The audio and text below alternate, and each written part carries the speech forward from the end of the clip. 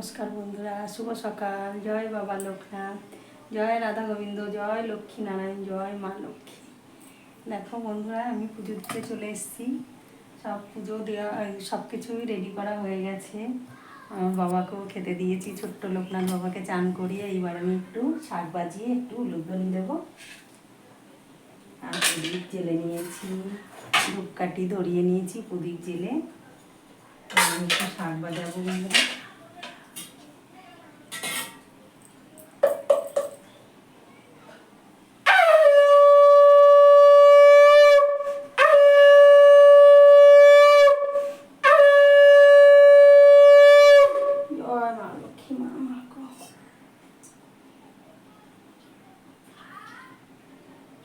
দিয়ে নিলাম।